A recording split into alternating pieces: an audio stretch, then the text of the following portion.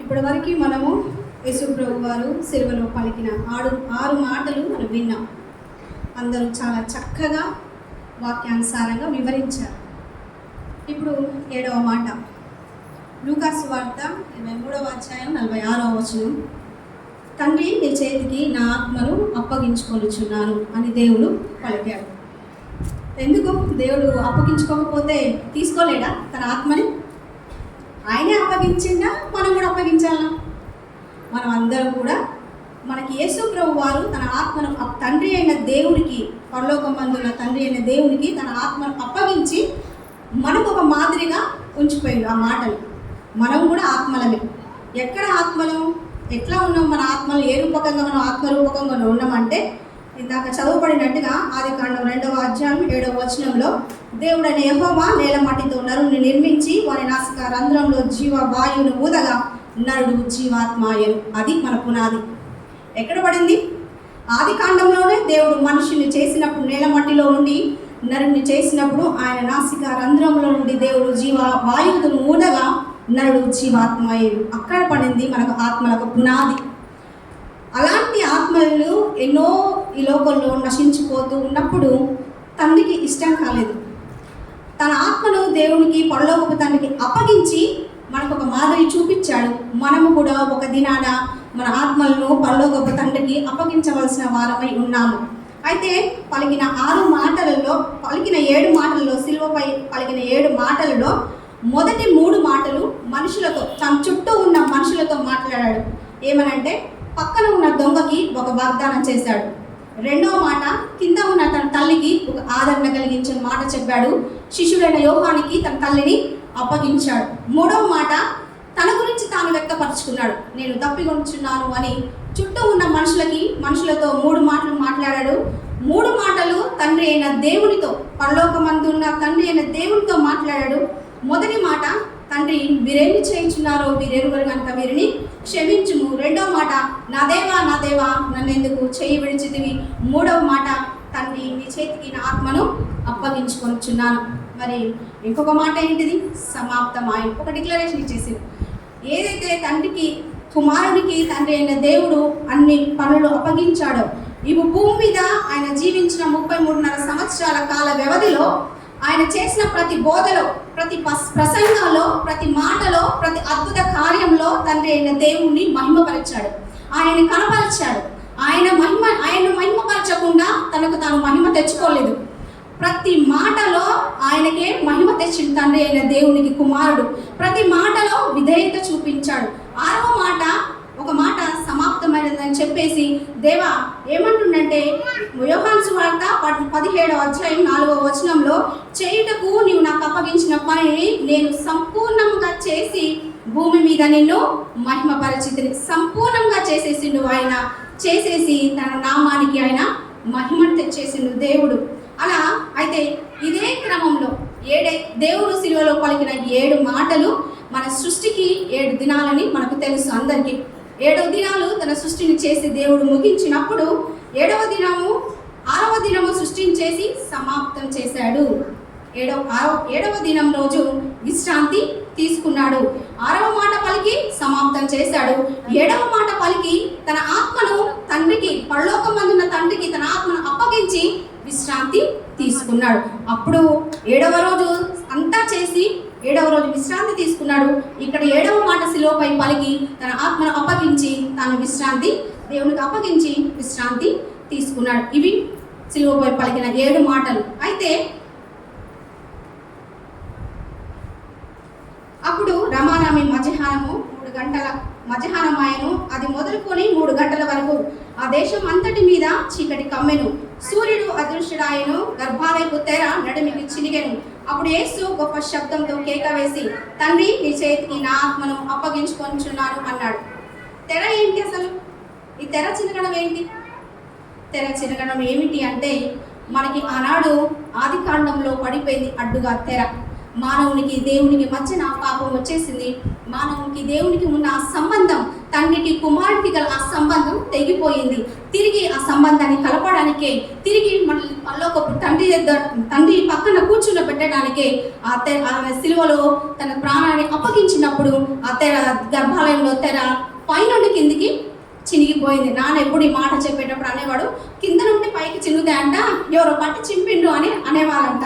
నాన్న ఎప్పుడు ఈ మాట అని అనుకుంటూ చెప్పేవాడు. నిజమే, కింద నుంచి చినుగుతే ఎవరో చింపిర్లే అని కొట్టి పారేసేవాళ్ళు.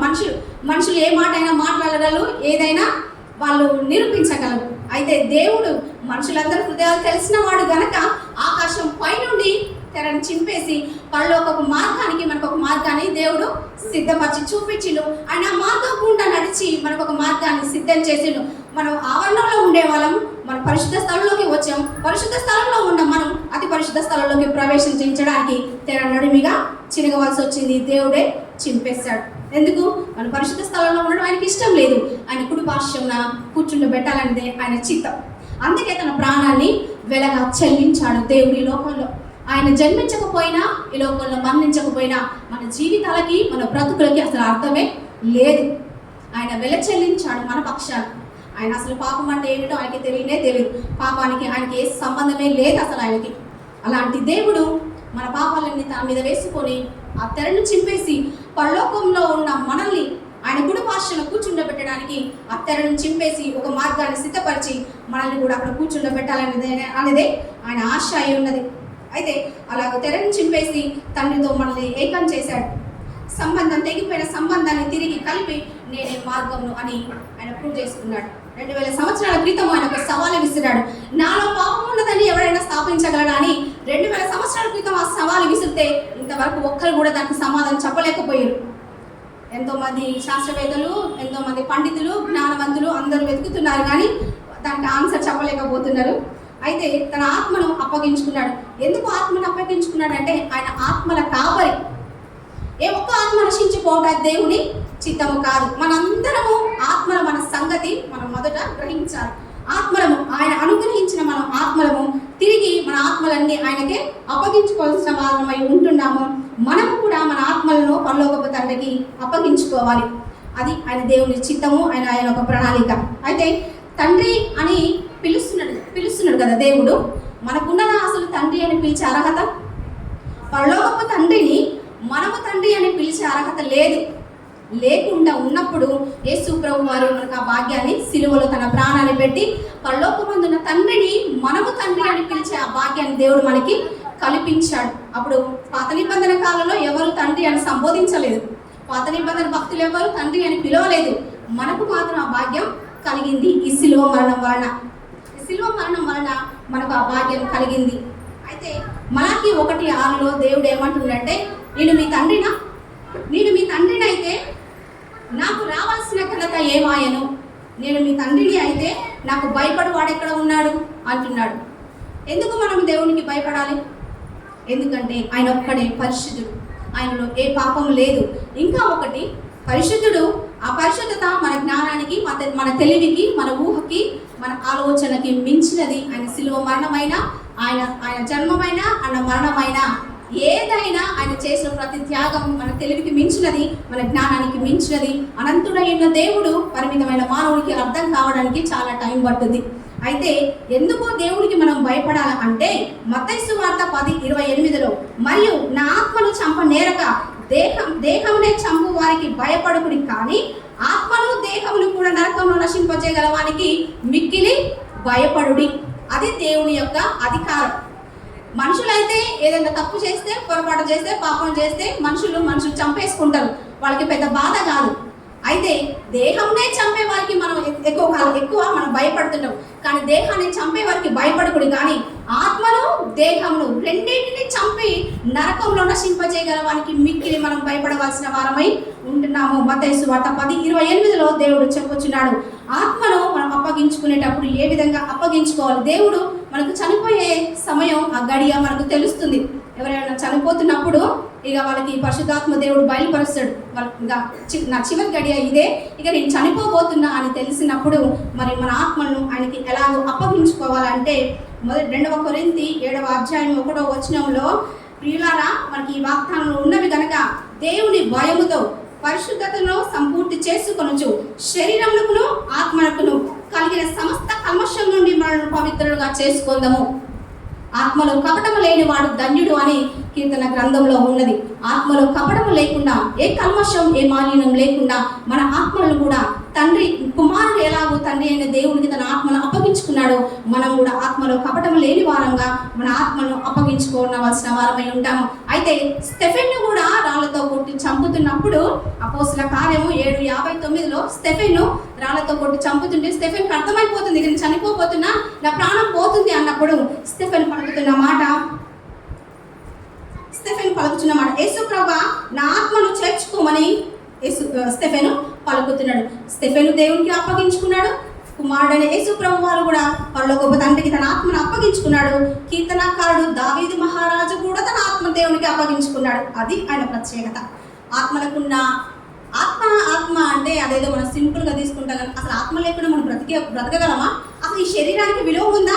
ఈ శరీరం మట్టి నుండి తీయబడింది కనుక, నేల మట్టి నుండి తీయబడింది కనుక ఒక దినాన మట్టిలో కలవవలసిందే.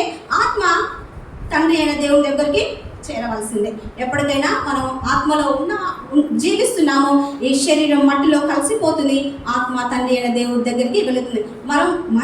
మనము దేవునికి మన ఆత్మలో అప్పగించుకునేటప్పుడు ఆత్మలో కపటం లేని వాడంగా అని, ఆత్మలో కపటం లేకుండా చూసుకుంటూ ప్రతి నిమిషం మనం పరీక్షించుకోవాలి. దేవా నా ఆత్మలో ఏ కపటం లేకుండా ఈ నిమిషం నన్ను పిలిస్తే, ఈ రాత్రి నన్ను పిలిస్తే నేను సిద్ధంగా ఉండాలయ్యా. నువ్వు నా హృదయంలోకి తొంగి చూసినప్పుడు నీకు ఏ కల్మషం, ఏ మాలిన్యం నీకు కనపడకూడదయ్యా. నేను అంత పవిత్రంగా బ్రతకాలి, అంత నిష్కల్మషంగా నేను బ్రతకాలి, నీవు నీ రాజ్యం అంగీకరించే విధంగా నేను బ్రతకాలని ప్రతి నిమిషం మనము ఆయనతో మొరపెట్టేవలసిన వారమై. ఎందుకంటే ఎప్పుడు ఎన్ని రోజులు బ్రతుకుతామో ఎవరికి తెలియదు.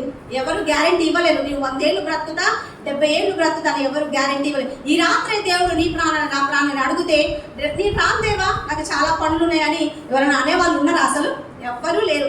ఆయన పిలిచిన వెంటనే నరులారా తిరిగి రండి అని ఆయన ఒక మాట సెలవిస్తే ఎక్కడో అక్కడ అన్ని విడిచిపెట్టి వెళ్ళవలసిందే. నరుని ఆత్మ యెహోవా పెట్టిన దీపం తెలుసు కదా మనందరికీ. మనలో ఉన్న ఆత్మ దేవుడికి పెట్టిన ఆ దీపము దేవుడి దగ్గరికి చేరవలసిందే. అయితే నాన్న ఎప్పుడు ఒక మాట చెప్తూ ఉండేవాడు. ఒక పాస్టర్ గారంట నడుచుకుంటూ వెళ్తూ కొంత చీకటి అయింది. పాస్టర్ గారు నడుచుకుంటూ వెళ్తుంటే ఒక దొంగ ఎదురుపడ్డాడంట. దొంగ ఎదురుపడి, నీ దగ్గర ఏమేమి ఉన్నాయి, పైసలు ఉన్నాయా, బంగారం ఉందా, నాకు ఇచ్చేసాయని ఆయన దొంగ పాస్టర్ గారిని బెదిరిస్తుండే నా దగ్గర ఏమి లేవయ్యా చూసుకో కావాలంటే అని అంటే, మరి అయితే నీ ప్రాణంని తీస్తానంట. ఆ దొంగ అంటే అది కూడా నా దగ్గర లేదు, ప్రాణం కూడా నా దగ్గర లేదు అని అంటే అది ఆయన విశ్వాసం. బంగారం లేదు, డబ్బులు లేవు, ఆఖరికి తన ప్రాణం కూడా ఆయన దగ్గర లేదు. ఎవరి దగ్గర ఉంది మరి ఆయన ప్రాణం? తండ్రి అయిన దేవుడి దగ్గర ఉండదు ఆ ప్రాణం. మరి నీ ప్రాణం తీస్తాను, నాకు బంగారం పైసలు ఏమి ఇవ్వట్లేవు కదా, మరి నిన్ను చంపేస్తాను, నేను నీ ప్రాణాన్ని తీస్తాంటే అయ్యా అది కూడా నా దగ్గర లేదయ్యా అని దైవజనుడు పలుకుతున్న మాట. నిజంగా మనం ఆ మాట పలకగలగాలి. మన ఆత్మలను మన పరలోకపు తండ్రికి అప్పగించుకునేటప్పుడు ఎంతో జాగ్రత్తగా అప్పగించుకునవలసిన వారమై ఉంటున్నాము. మనము చనిపోయే గడియ మనకు తెలుస్తుంది. అప్పుడు మన ఆత్మలను తండ్రికి అప్పగించుకోవాలి. స్టెఫెన్ అప్పగించుకున్నాడు, దావీదు మహారాజు అప్పగించుకున్నాడు, మనం కూడా అప్పగించుకోవాల్సిన వారమై ఉంటున్నాము.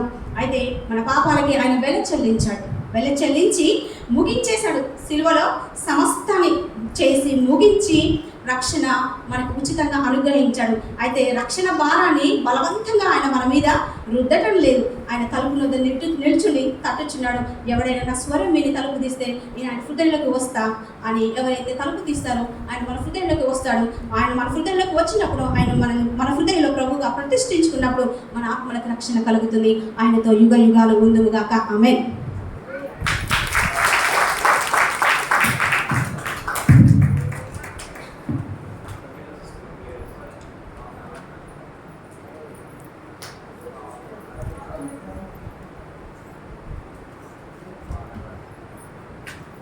ప్రమిళ సిస్టర్ ప్రార్థించాలనుకోవచ్చు.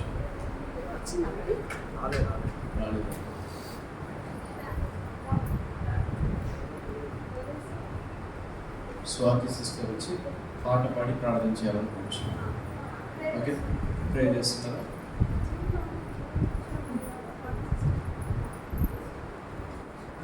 చేయండి సిస్టర్. స్తోత్రం నాయన. పరిశుద్ధ ప్రేమను ప్రియపరలోక రాజా, అయ్యా నీ యొక్క బిడ్డలు మమ్మల్ని కాచి కాపాడే దేవుడు.